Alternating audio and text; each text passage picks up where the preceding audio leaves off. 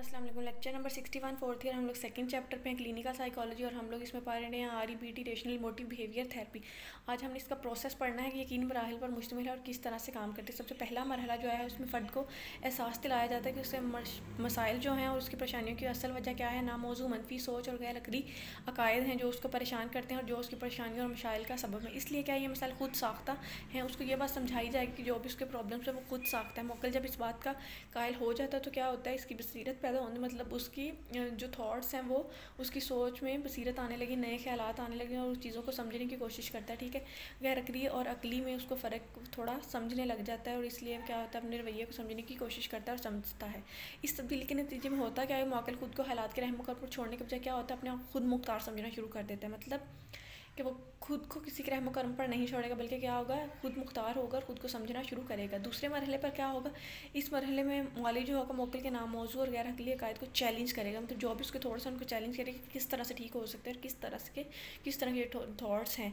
इससे क्या होगा, अपने ख्यालात को मनफी जवाब पेश करने को कहा जाता है। मतलब जो भी उसके थॉट्स हैं अगर उनमें कोई मंतक जवाब पेश करेगा वो किस तरह से ठीक हो सकते हैं। इस दौरान क्या होता है, दोनों के दरमियान बहस मुबासरे का मुनाजरा होता है। मतलब वो जो क्लाइंट है वो अपने आप को प्रिटेंड या अपने आप को सेव करने की कोशिश करता है, अपने जो ख्यालात हैं उन पर बहस करता है कि वो इस तरह से मुंतकी हो सकते हैं। मुआलिज क्या होता है, साइंसी अंदाज में मौकल से सवाल जवाब करता है। ठीक है, जब मौकल अपने गैर अकली ख्यालात, किरदार या सोच का दफा करने में नाकाम हो जाता है तो क्या होता है, इसकी सोच में तब्दीली आने लगती है। ठीक है, जब वो खुद इस बात का कायल हो जाता है कि इसकी सोच जो है नामौजू है, लिहाजा उसे अपनी सोच बदल लेनी चाहिए। ये क्या है, दूसरे मरहले में ये होगा। थर्ड स्टेज पर ये होगा तीसरे मरहले में कि वो इसको देखेंगे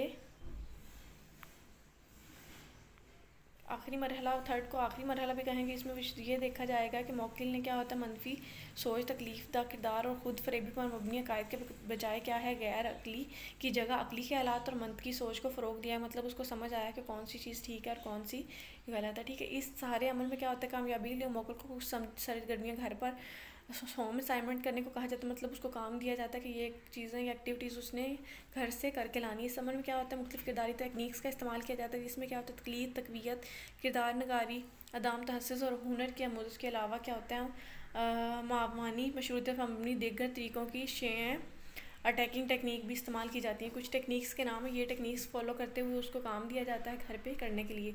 ये इसके 3 मराहल और या इसका प्रोसेस है। ठीक है, आप RBT में दिए जाने वाले मशवरे या इनको सजेशन भी कह सकते हैं कि किस तरह से उनको सजेशंस दी जाएंगे, कौन कौन से सजेशन या मशवरे दिए जाएंगे। सबसे पहले नंबर पे है, फ़र्द को क्या होगा, अकली सोच और मौजू एहसासात के अलावा ये भी सिखाया जाएगा कि इंसान बुनियादी तौर पर खताकार है। मतलब वो कोई मिस्टेक भी कर सकता है, अगर वो गलती उससे हो भी जाती है तो उसको मान लेना चाहिए, उसको सुधारना चाहिए। नाकामी से परेशान नहीं होना चाहिए बल्कि नाकामी के असरात का मुकाबला करना चाहिए कि जब अगर कोई नाकामी हुई है तो उसके आप पे नेगेटिव इफ़ेक्ट्स ना हो, बल्कि उससे मुकाबला करके ये करना चाहिए कि नेक्स्ट टाइम उस तरह का इशू या उस तरह की नाकामी ना हो।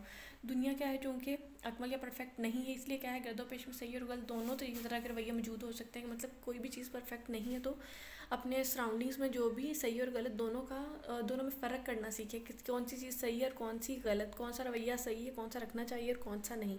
किसी फ़र्द को ये हक नहीं है कि दूसरे के बारे में रायज़ानी करे या इसके बारे में कोई फ़ैसला सादर करे, क्योंकि क्या होता है, एक आध अमल से इंसान की सारी शख्सियत की तशरीह नहीं हो सकती। मतलब अगर कोई नेगेटिव पॉइंट किसी को क्रिटिसाइज़ कर देता है तो इसलिए क्या है, वो उसी एक पॉइंट पर नहीं रुक जाना चाहिए बल्कि कहने वाले को भी नहीं कहना चाहिए। मतलब ये नहीं कि सिर्फ ये वही एक पॉइंट उसकी पर्सनैलिटी का बेसिक है, बल्कि उसकी जो पर्सनैलिटी है वो बहुत सारी चीज़ों से मिलकर बन रही होती है, बन चुकी होती है। इसलिए क्या होता है, वो एक ही पॉइंट पर उसकी तशरीह नहीं की जा सकती।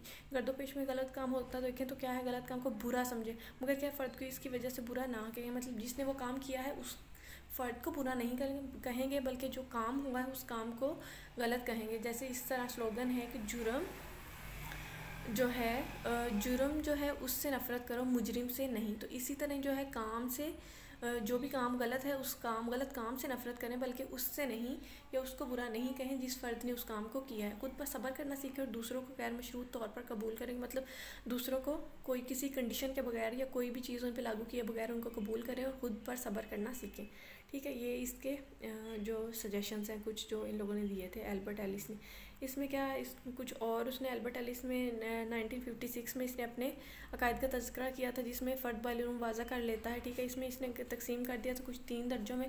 पहला ये था कि मुझे हमेशा अच्छी कारकर्दगी दिखानी चाहिए और तमाम लोग अहम लोगों को मेरी तारीफ़ करनी चाहिए, अगर ऐसा ना हो तो ये इंतहाई नामुनासिब और मेरे लिए नाकाबिले बर्दाश्त है, क्योंकि ऐसा होने में एक बेकार फ़र्द बन जाऊँगी। मतलब ये सोच उसने रख लेनी कि अगर कोई मेरी तारीफ़ करेगा तो ठीक है, फिर ही मैं ठीक हो सकता हूँ, नहीं तो अगर कोई तारीफ़ नहीं कर देगा तो ये बात उसके लिए नाकाबिले बर्दाश्त होगी। अब क्या है, तुम्हें हमेशा मेरे साथ मुनासिब रवैया इख्तियार करना चाहिए, ऐसा ना करना बहुत ख़तरनाक होगा और मेरे लिए नाकाबिले बर्दाश्त होगा। मतलब जो चीज़ खुद के थॉट्स जो हैं उनको इतना सवेर तक कर लेना कि मतलब ये चीज़ होगी तो ही वो ठीक हो सकता है, अदरवाइज़ नहीं। हालात हमेशा क्या होते हैं, आपकी ख्वाहिशात मेरी ख्वाहिशात और तमन्ना के मुताबिक होने चाहिए, मतलब वो ये चाहेगा। अगर हालात ऐसे ना हो तो क्या होगा, मेरे लिए इंतहाई मौलिक और ऐसी फजूल दुनिया में नहीं रह सकता। मतलब ये हर चीज़ आपके अकॉर्डिंग नहीं हो सकती, ठीक है। इस बात से वाज़ा है कि इस तरह के अकायद जो हैं हमारे लिए बिलाजवाज़ मसाइल और अनगिनत सदमात का बाइस बनते हैं। ये जो है गैर हकीकी अकायद हैं, गैर मंतकी सोचें हैं इस तरह की, जो एक इंसान जो है उसको सदमे का बाइस बनती हैं। अब इसकी एप्लीकेशन की अगर बात की जाए, इतलाक़ या मतलब जो हम REBT पढ़ चुके हैं, इसका इतलाक़ या एप्लीकेशन क्या कैसे है, ये तरीका इन अफराद के लिए बहुत अहम हो सकता है। कहाँ कहाँ अप्लाई हो सकती है, क्या टेक्निक अहम है जो अपनी बातें मनवाने की सलाहियत ना रखते हैं। मतलब कोई फ़र्द जो है वो अपनी बात मनवाने की सलाहियत या कैपेबिलिटी या नहीं रखता, तो क्या उसको इस थेरेपी से उसको उसका बिहेवियर चेंज किया जा सकता है। ऐसे अफराद जिनमें पहलकदमी असर्टिवनेस की कमी होती है वो भी इससे हो सकता, मतलब वो पहल नहीं कर सकते किसी भी चीज़ में, इसलिए क्या होता है वो इस चीज़ से, इस थेरेपी से मुस्तफ़ीद हो सकते हैं। वो लोग जो मनफी सोच का बाइस अज़र में मुबतला होते हैं वो अपनी सोच में तब्दीली पैदा करके ज़िंदगी आसूदा बना सकते हैं।